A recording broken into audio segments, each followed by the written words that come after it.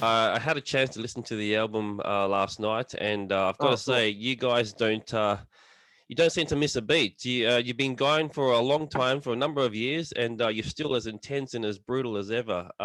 What is the key to keep doing what you're doing?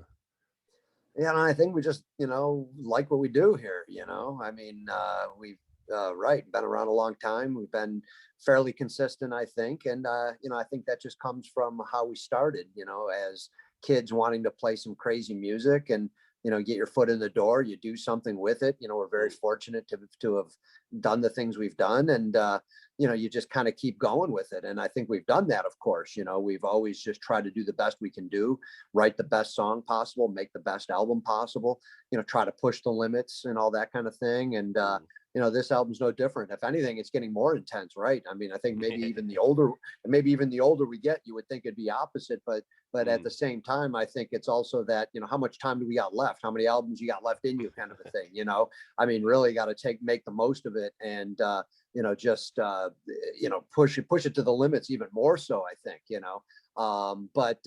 I mean, we just love doing what we're doing and love creating and love being Cannibal Corpse. So we'll just keep it going, We love you guys for doing it as well.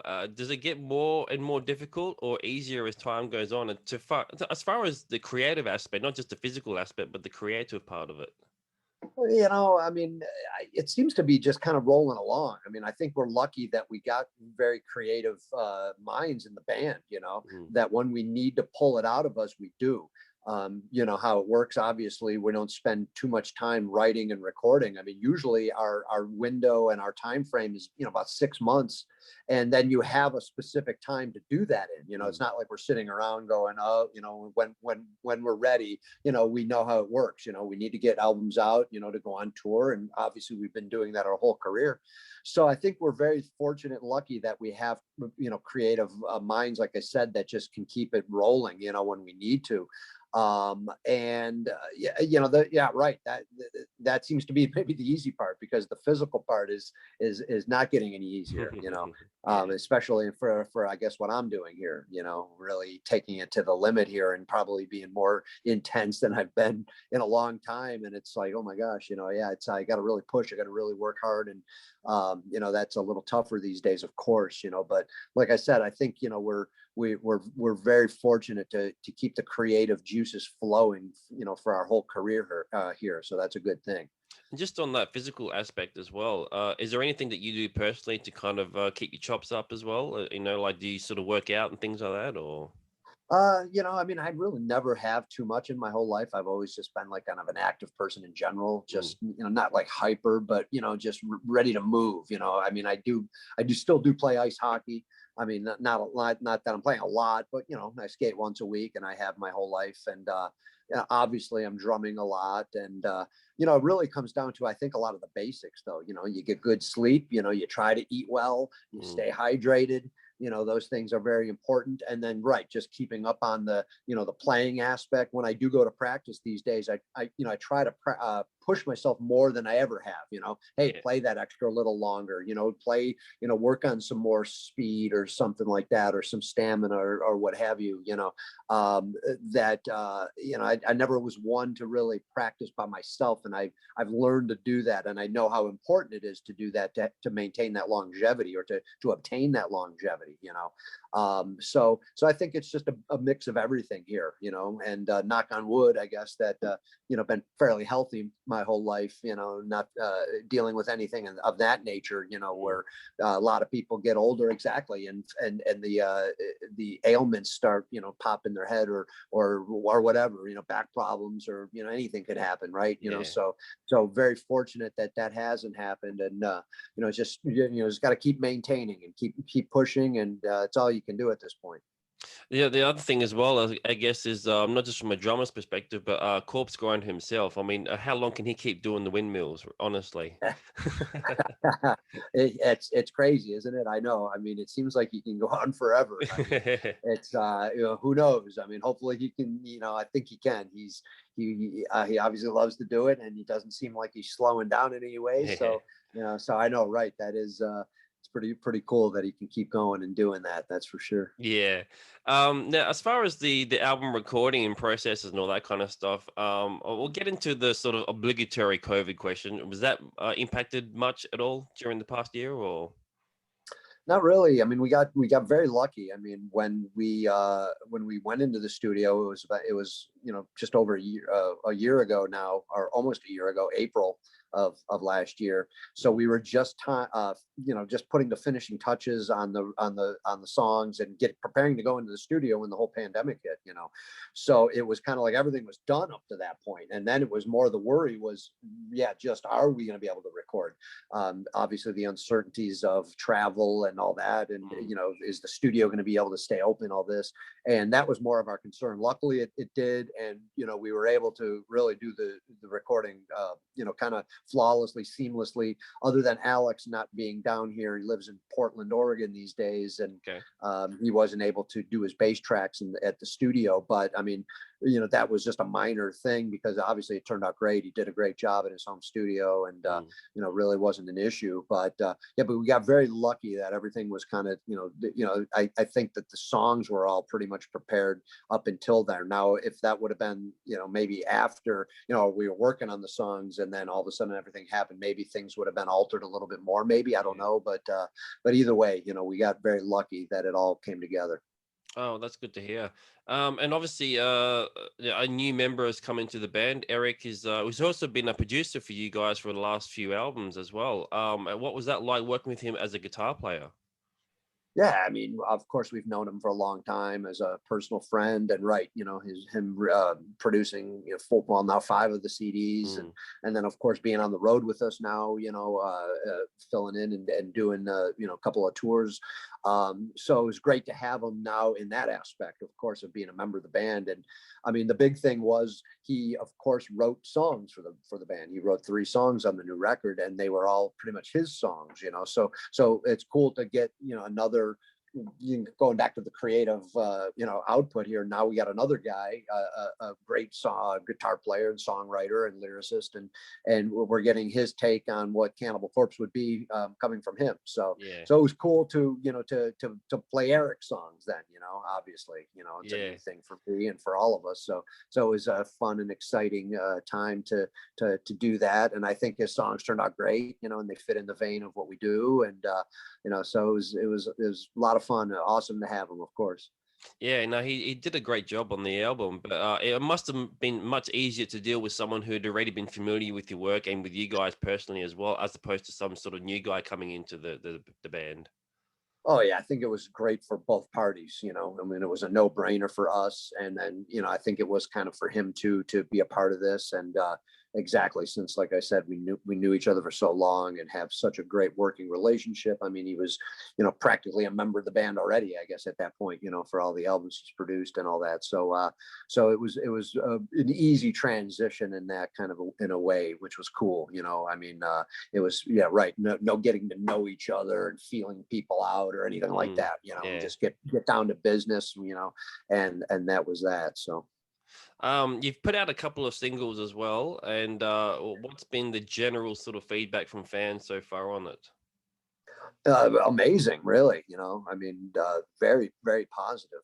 When we put out Inhumane Harvest, I mean, obviously a lot of people, pretty much everybody, didn't realize that a new Cannibal record was coming. I mean, we kind of pretty much went dark for a while there, and then you just hit everybody with this new song and details of the new record, and everyone's freaking out.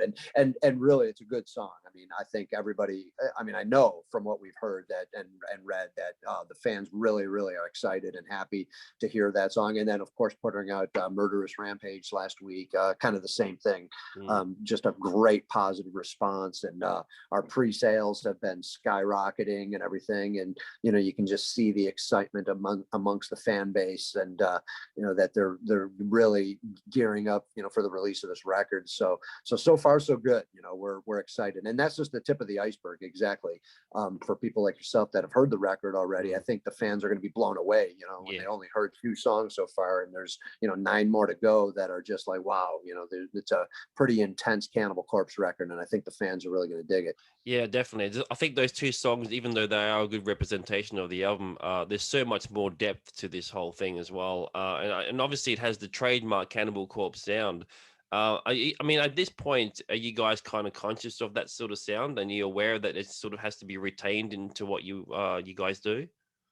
Yeah, for the most part. I mean, obviously Alex has been there since the beginning, and he's Mm. a primary songwriter, so he knows, probably more than anybody, what Cannibal Corpse is. I mean, we always try to, of course, do something slightly different, like we have over the years. But really, yes, when it comes down to it, it's Cannibal Corpse, and it is Cannibal Corpse. Yeah. And then I think Rob, especially, has just kind of come into his own in the songwriting department with us for the last couple of records. Obviously he's been in the band, his second stint now, and going on 16, 17 years that he's been in, and it just seems like he's just kind of honing his writing abilities, and he's just writing some really solid, amazing Cannibal Corpse songs. So I think I think it's just kind of a part of us in general, and then bringing Eric in, well, he knows what he's got to do, in a sense. Yes, he knows what Cannibal is, and he's not writing for Hate Eternal, he's not writing for Morbid Angel, he's writing for Cannibal Corpse, Yeah. So it's gotta, he's obviously conscious of that to be able to fit in there his own take on what a Cannibal Corpse song would be, of course. So I really just think we do what we do what we do, and it's going to be Cannibal Corpse. Yeah. We don't really think about it, I don't think, too much. I think it's, like I said, when we have to bring it out of us, we do, and that's what kind of comes out of us naturally as musicians, as members of the band, and what we've been doing for so long. And that's kind of a good thing, I guess, because we don't have to just sit there and write. I don't think we'd have 15 albums out. I mean, it's crazy to think 15 albums in 32 years. Yeah. That's a pretty cool achievement, I guess. So right, we're doing something right. We're writing some cool Cannibal songs, because exactly, it seems like every album we come out with, the fans, they know it's going to be Cannibal Corpse, and it is. And then when they hear it, they're like, yeah, this is great, I love it. This is Cannibal Corpse, and this is the next chapter in the story. So that's what we do. Yeah. Yeah, no, definitely. And also, I guess the other question I got to ask is the touring aspect. Obviously, that's very, very difficult to sort of get that started these days. You guys must be missing the road, I'd assume. Yeah, I mean, definitely it's weird because, right, normally we're on the schedule now of, you may be touring for the better part of 2 years after you put out a CD, and that's probably been our scheduling for the last 20 years or so. So it's almost kind of like embedded in you, you put an album out, a few months later, you're gonna be on the road. That's just natural, So for that not to happen, it kind of just throws you off, of course, like, whoa, we should be out on the road right now. It feel weird not being out on the road. Not that maybe we don't mind being home a little bit, we're never home, but at the same time, this is our livelihood and our profession, and how we're making a living. So of course, we want to be out there as well, but yeah, you want to be out there playing new music for the fans, and this is what we do. We're not getting any younger, exactly. So you got to kind of take it as you can, still do it, kind of thing. So it is a little frustrating, of course. I'm sure it is for everybody in the whole music world here, that fans alike, that can't see shows and bands can't play shows. But I think we're heading in that right direction, it seems. So hopefully sooner than later, right, everything will be starting up, and we'll be hitting the road, like I said, hopefully sooner than later here. What have you been doing? Obviously not being on the road, what have you been doing to sort of fill that time? Well, just trying to keep active, of course, like you said, about just keeping my playing up and all that kind of thing. But, if you're going to ask me that, on a personal note, I did start a side project back in, kind of after I recorded the record, when we were done, like in, I'm done in about May, and okay, I'm done with the tracks, of course the recording still happens and everything, but I'm like, well, and then at that point we knew there was no touring in sight, I think we were realizing we're not gonna be able to put the record out when we wanted to, and you still hope of that, but I was like, what, let me revisit I had a project with Jack Owen years ago, about 20 years ago, and then we wrote some original rock and roll songs, and he's not a part of this reincarnation, but it's me and two other guys, the same guy that played in that, bass player that played in the first incarnation. We wrote some songs here, and we got a good rock and roll kind of hard rock project going. It was a lot of fun, something different, so we're gonna see what happens with that. Maybe if we're lucky here, we're still working on recording and putting finishing touches on some of that, and we'll see if we can get it released, because it would be something cool to do. It's always been something I've been passionate about. Just like good hard rock music from the late '60s, early '70s, mid '70s. And something different, something fun to do. So really has kind of helped my my mindset, I guess. Just being able to sit back and kind of have fun. A little more so than the grind that Cannibal presents. To sit back and groove out and play some cool rock stuff has been pretty cool. So we'll see what happens. Hopefully that gets rolling sooner than later too, as well. Oh, cool. Well, looking forward to that. And just on that subject, because we have talked a couple of times before in the past, on those influences, who do you consider to be the sort of main influence on your drumming style? Well, I mean, definitely for the modern way of, like ladder, me, obviously, like, it would be Dave Lombardo. I mean, I love Slayer. Who doesn't love Slayer, especially growing up like that, when we did. And I mean, they were such a huge influence, everybody knows, and I always say, we grew up with Slayer, of course, in the mid '80s and everything. And then, when you heard Rain and Blood for the first time, after hearing Show No Mercy and Hello Age, great albums, totally into Slayer. And then obviously Rain and Blood takes it to that next level, in all aspects, drumming and singing and speed and songwriting, everything. Right. But I'll never forget hearing that album for the first time and just going, wow, this is how I want to approach the drums. This is how I want to try to play, and I think that's been my attitude and, my influence ever since hearing that, back in what, 87, 80, when it come out, 86, 87, that, that's what I wanted to do and try to do anyways, so that's been my always my driving influence to, to play intense, music and have intense drumming like that. So. Awesome. Well, look, it's been an absolute pleasure chatting to you again today, and congratulations on the new album. As I said, it's absolutely killer stuff, and you guys never seem to let us down, man. So really appreciate your time, man, and good luck for everything. We hope to see you on the road again. We really miss you. Yeah, thanks, Andrew. I appreciate it, man. Yeah, I hope to get over there sooner than later. Right? I know it's been a little while being over in Australia, so we can't wait to come back. And I know hopefully it's going to happen. I'm sure it will. It's just going to probably be a matter of when at this point, right?